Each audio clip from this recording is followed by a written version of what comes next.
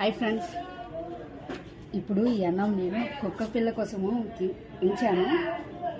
అది ఇప్పుడు నేను కుక్కకు పట్టుకొని నేను కొంచెం తిన్నాను, కొంచెం ఉంచేసాను. అక్కడ కుక్క ఉంది, దానికి వెళ్దాం. ఓకేనా, రండి వెళ్దాం. ఇదిగో దానికోసమే చల్లి 2 కుక్కలు ఉన్నాయి. నా కోసమే వెయిటింగ్. ఇది ఎందుకు అన్నం పెడదాము, వెయిట్ చేద్దాం.